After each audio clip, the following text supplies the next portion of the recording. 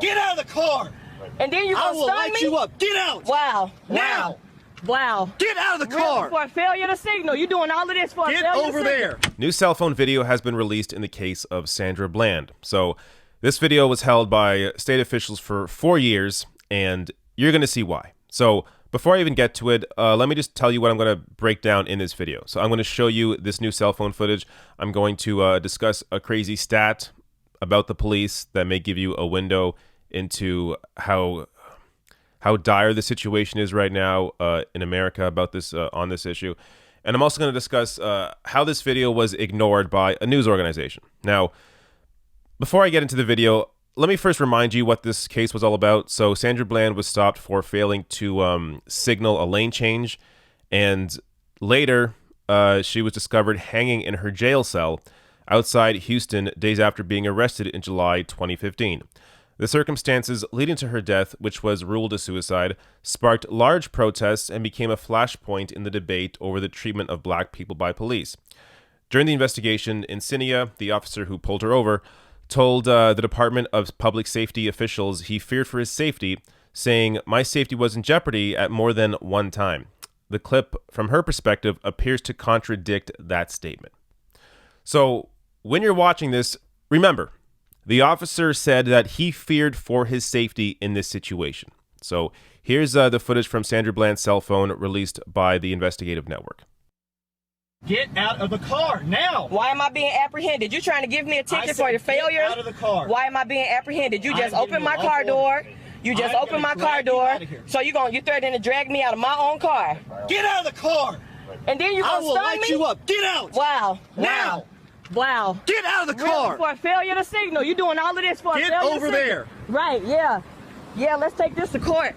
Let's do Go it. ahead. For a failure to signal. Yep, for a failure to signal. Get off the phone. On my school. Get off the phone. I'm not on the phone. I have a right to Put your record. This phone is my down. property. This Put is your my phone property. down. Sir? Put your phone down right now. So, it's pretty obvious that the cop was lying. He opened her door. He got her out of there. He was yelling at her the entire time. He escalated the entire situation. He pointed a taser at her after he wouldn't even explain why he was trying to get her out of the car. Now, this officer was fired in 2016 after a grand jury indicted him on a perjury charge for his claim that he demanded Bland get out of the car merely to conduct the traffic stop in a safer manner.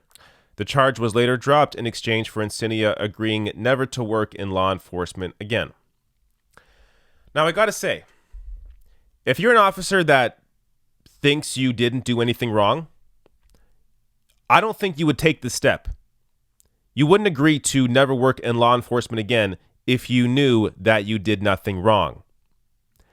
He was aware of what actually happened, and maybe was even aware of the cell phone video and that it may one day be released and expose him for the liar that he is. So this investigation needs to be reopened.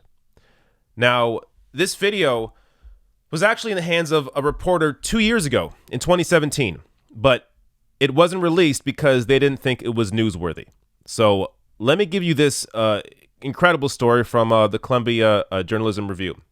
So, quote, "Literally, if you've seen that clip, you feel like you're looking at this guy through her own eyeball," Collister says. So that's Brian Collister, the former lead investigative reporter for KXAN, an NBC affiliate in Austin, who has now released this clip through his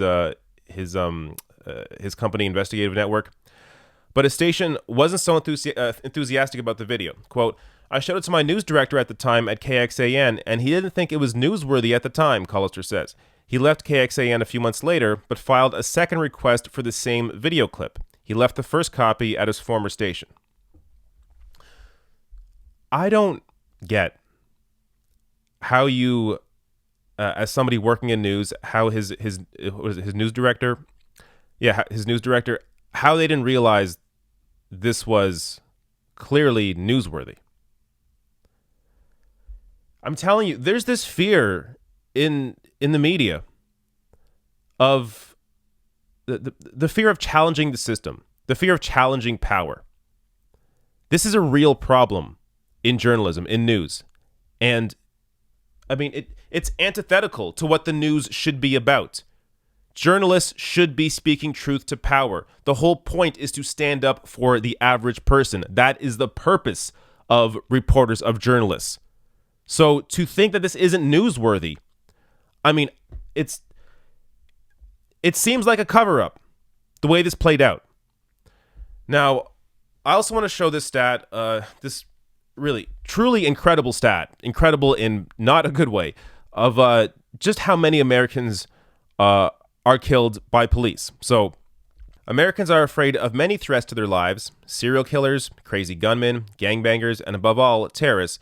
But these threats are surprisingly unlikely. Approximately 3/4 of all homicide victims in America are killed by someone they know. And the real threat from strangers is quite different from what most fear. 1/3 of all Americans killed by strangers are killed by police. And this is from a 2015 study done by Human Rights Data Analysis Group. That is an insane statistic. 1/3 of all murders, essentially 1/3 of all Americans that are killed by strangers, 1/3 are killed by police. If you don't see the problem here, I don't know what else to tell you. These kinds of stories show up again and again and again. They are brought about by these corrupt institutions that continuously push back against reforms, that don't want to properly train their police officers to actually de-escalate the situation, that don't want to look at things like community policing, that don't want to actually deal with the serious problems that are affecting people. The police are supposed to be there to protect and serve, and they are not protecting and serving for many Americans, especially when it comes to people of color. So you have to understand the problem. And at this point, these institutions, these police forces, they protect each other. They just look out for each other. And that's part of the problem. They act like gangs. When you have one officer fall out of line, what should be happening is that other officers, other people on the force, they should say, I don't want that person representing what I do. We should properly go after this person for the wrong things that they did. Look at the issues in the system that led up to those problems. Fix these issues so that it doesn't happen again. But they don't do that. They treat the police force like a gang. They protect each other. And that is what leads to situations like what happened to Sandra Bland.